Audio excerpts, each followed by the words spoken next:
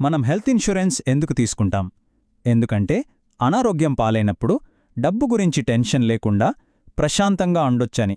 కాని ఒక్కోసారి ఆ పాలసీలో ఉండే ఒకే ఒక చిన్న కండీషన్ మన జేబుకు చాలా పెద్ద చిల్లు పెట్టేస్తోంది.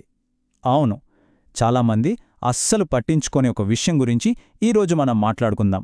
అదే రూమ్ రెంట్ క్యాప్.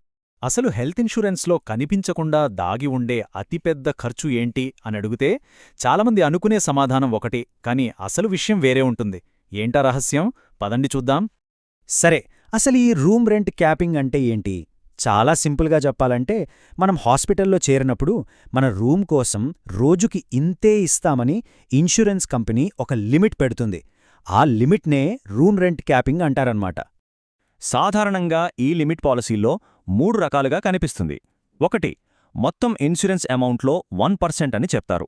అంటే ఓ 5 లక్షల పాలసీ ఉందనుకోండి, రోజుకి 5,000 రూపాయల వరకు రూమ్కి ఇస్తారన్నమాట. రెండోది, డైరెక్ట్గా రోజుకి 5,000 రూపాయలు అని ఫిక్స్డ్ అమౌంట్ చెప్పేయడం. ఇక మూడోది, మీరు షేర్డ్ రూమ్లో మాత్రమే ఉండాలి, వేరే రూమ్ తీసుకోకూడదు అని కండిషన్ పెట్టడం.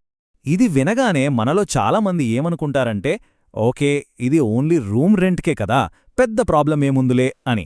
కానీ ఇక్కడే మనం పెద్ద తప్పులో కాలేస్తున్నాం. అవును, అది నిజం కాదు. ఈ చిన్న కండిషన్ కేవలం రూమ్ రెంట్ని మాత్రమే కాదు, మొత్తం హాస్పిటల్ బిల్లుని తలకిందులు చేసేస్తుంది. ఎలా అంటారా? ఇక్కడే ప్రొపోర్షనేట్ డిడక్షన్ అనే ఒక కాన్సెప్ట్ వస్తుంది. అంటే పాలసీ లిమిట్ని దాటి ఎక్కువ ఖరీదైన రూమ్ తీసుకున్నారనుకోండి, ఇన్సూరెన్స్ కంపెనీ ఆ తేడాని రూమ్ రెంట్ నుంచి మాత్రమే కాదు, మొత్తం బిల్లులోంచి అదే రేషియోలో కట్ చేస్తుంది. అసలు సిసలైన ట్రాప్ ఇదే. సరే, ఇది వినడానికి కొంచెం కన్ఫ్యూజింగ్గా ఉండొచ్చు, కానీ ఒక ఉదాహరణ చూస్తే అసలు విషయమేంటో, ఇది ఎంత పెద్ద దెబ్బగొడుతుందో క్లియర్గా అర్థమైపోతుంది. ఒక సింపుల్ ఎగ్జాంపుల్ తీసుకుందాం. పాలసీ ప్రకారం రూమ్ రెంట్ లిమిట్ రోజుకి 3,000 రూపాయలు అనుకుందాం. కానీ హాస్పిటల్లో రోజుకి 6,000 రూపాయలుండే రూమ్ తీసుకున్నారు. అంటే లిమిట్ కంటే డబుల్ కాస్ట్ ఉన్న రూమ్ తీసుకున్నారన్నమాట. ఇక్కడ ఇన్సూరెన్స్ కంపెనీ అర్హత ఉన్నదాంట్లో 50% మాత్రమే భరిస్తుంది. కాబట్టి అన్ని ఖర్చుల్లో 50% మాత్రమే ఇస్తామనంటుంది. ఇప్పుడు చూడండి దీని ఎఫెక్ట్ ఎలా ఉంటుందో. రూమ్ రెంట్ మీద లిమిట్ దాటారు కాబట్టి ఇన్సూరెన్స్ కంపెనీ ప్రతి ఖర్చులోనూ సగం కట్ చేస్తుంది.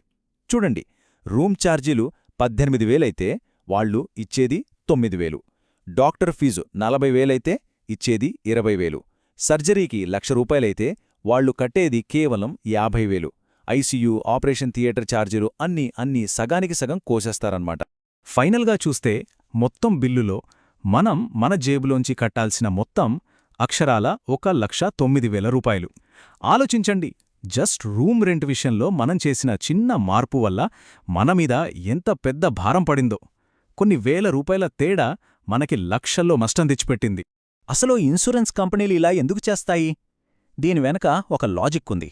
చాలా హాస్పిటల్స్లో మనం తీసుకునే రూమ్ని బట్టే డాక్టర్ ఫీజు, సర్జరీ ఛార్జీలు లాంటివి డిసైడ్ అవుతాయి. సింగిల్ రూమ్ తీసుకుంటే ఒక రేటు, డీలక్స్ రూమ్ తీసుకుంటే ఇంకో రేటు. అందుకే ఖర్చుల్ని కంట్రోల్ చేయడానికి ఇన్సూరెన్స్ కంపెనీలు ఈ ప్రొపోర్షనేట్ డిడక్షన్ అనే రూల్ని పెడతాయన్నమాట. సరే, ఈ ప్రాబ్లమేంటో మనకర్థమైంది. మరి ఈ ట్రాప్లో పడకుండా ఉండాలంటే ఏం చెయ్యాలి? దీనికి సొల్యూషన్స్ ఉన్నాయా? ఖచ్చితంగా ఉన్నాయి. వాటి గురించి ఇప్పుడు మాట్లాడుకుందాం. ఈ తలనొప్పి అంతా లేకుండా ఉండటానికి మనం ముఖ్యంగా 3 విషయాలు గుర్తుపెట్టుకోవాలి. ఫస్ట్ అండ్ బెస్ట్ ఆప్షన్ అసలు రూమ్ రెంట్ లిమిట్ అనేది లేని పాలసీని తీసుకోవడం. రెండవది, కనీసం సింగిల్ ప్రైవేట్ రూమ్ వరకైనా సబ్ లిమిట్స్ లేకుండా కవర్ చేసే ప్లాన్ని చూసుకోవడం. ఇక అన్నింటికన్నా ముఖ్యమైన మూడో విషయం, పాలసీ తీసుకునే ముందు ఏజెంట్ని ముఖం మీదే అడిగేయండి, ఈ పాలసీలో రూమ్ రెంట్ క్యాపింగ్ గానీ ప్రొపోర్షనేట్ డిడక్షన్ గానీ ఉందా అని. మొత్తం మనం మాట్లాడుకున్న దాన్ని ఒక్క ముక్కలో చెప్పాలంటే, రూమ్ రెంట్ క్యాపింగ్ అనేది మన రూమ్ చాయిస్ని లిమిట్ చేస్తుంది. ఒకవేళ మనం ఆ లిమిట్ దాటామో ఇన్సూరెన్స్ కంపెనీ మన టోటల్ హాస్పిటల్ బిల్లులోంచి డబ్బులు కట్ చేస్తుంది. ఈ ఒక్క పాయింట్ గుర్తుపెట్టుకుంటే చాలు. నిజమే, రూమ్ రెంట్ లిమిట్ లేని పాలసీకి ప్రీమియం కొంచెం ఎక్కువ కట్టాల్సి రావచ్చు.